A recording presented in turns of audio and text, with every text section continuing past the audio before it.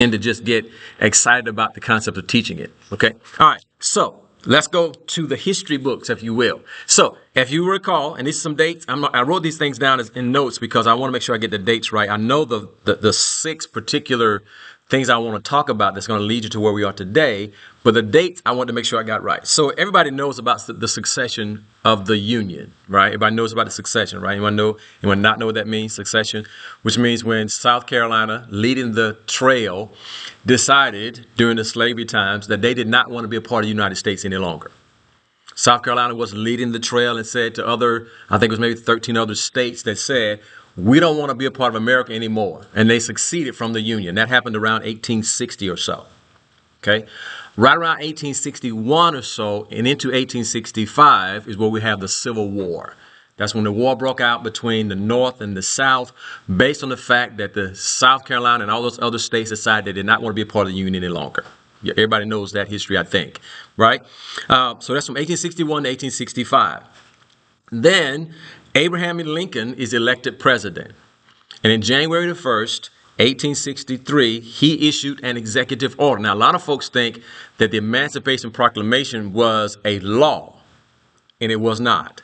The Emancipation Proclamation was just simply an executive order that was issued by Abraham Lincoln that said, all slaves in the South are now free. It wasn't even on the law book. It was just an executive order. That's all it was.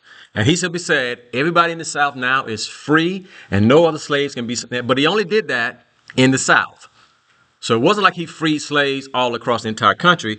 He just freed slaves in the South and in the South only through his executive order. And that's the Emancipation Proclamation. That happened January the 1st, 1863. I want you to pay attention to this date because it's going to lead into why we celebrate Juneteenth in just a second. So that was in 1863, January the 1st. Texas was part of those Confederate states. We had South Carolina, Georgia, Mississippi, North Carolina, Virginia. All those 13 states were part of that succession, if you will, from the Union, and Texas was part of those states. Well, in Texas, in January 1st, 1863, they obviously ignored that law or that executive law or the executive thing by Abraham Lincoln because it took a full 2.5 more years before the folks in Texas even heard about Emancipation Proclamation. So for another 2.5 years, until the date of June 19th, 1865, they were still in slavery.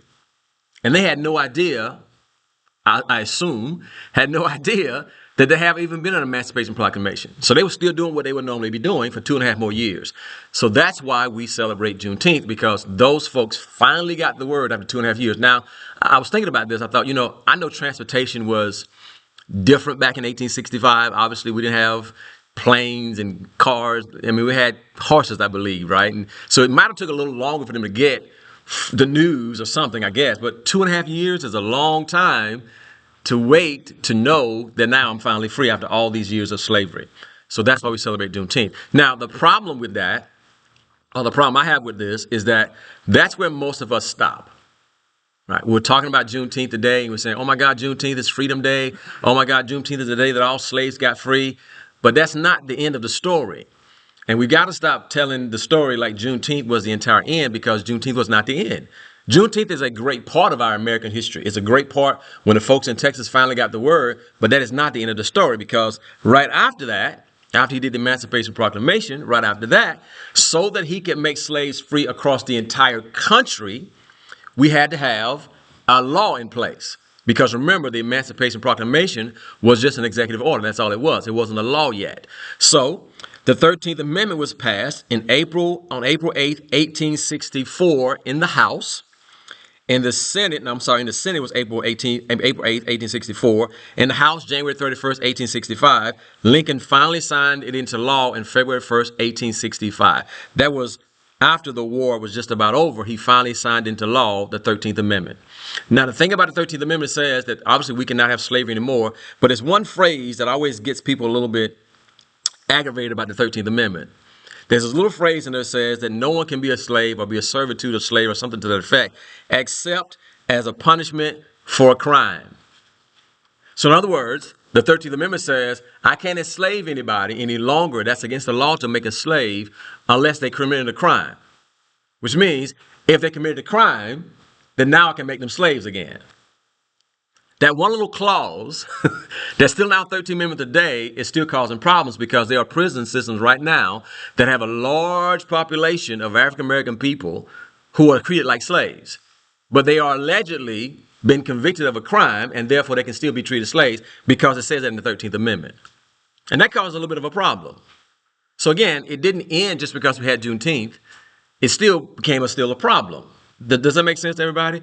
These are facts. This is stuff that anybody can Google to make sure that I'm telling you the truth, because it is actually the way it happened. Read the 13th Amendment if you don't believe me, and it literally says, except as a punishment for a crime, which means there's a little loophole that says, if you commit a crime, I can make you a slave again. So that's the Emancipation Proclamation. That's the 13th Amendment. Then right after that, 2 months later, because of that passing of that law, 2 months later, on April the 15th, 1865, Abraham Lincoln, was assassinated. 2 months later, he was assassinated. Then, right after that, we had the 13th Amendment, and then we went into what's called the Reconstruction era. The Reconstruction era was when we tried to start putting things back together, because you got to think about it. We had just come out of a civil war. The North and South had just tore up the country with their war. We had lost hundreds of thousands of people. We were hurting as a country. Now we also had on top of that all these free black people that had never been free before. And so now our country was in this really difficult situation of mourning the loss of our soldiers and finding out what are we going to do with all these black folks who are free now. So that was called the Reconstruction era. And it was a great era for a while, right? That's when we saw African Americans got into politics. If you look at some pictures, when you Google this stuff, you'll see there was a lot of black folks that were elected to the Senate.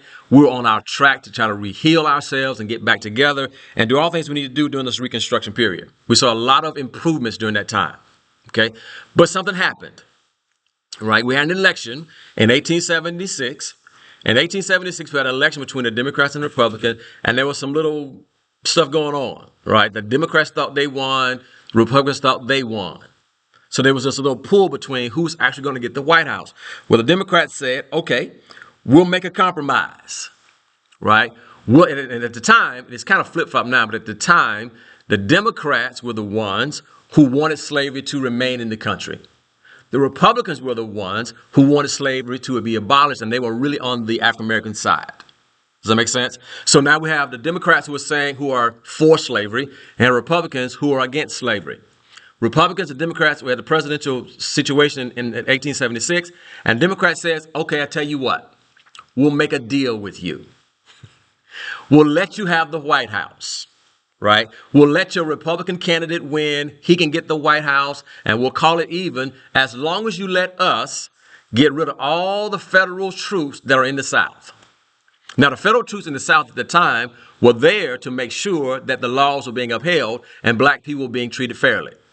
But the Democrat says, I'll make a deal with you. We'll give you the White House, but we want you to take all the federal troops out of the South, and we'll let you have the White House. That's called the Compromise of 1877. You don't believe it? Go Google it. I'm telling you, it's in there. All right. So they made a deal.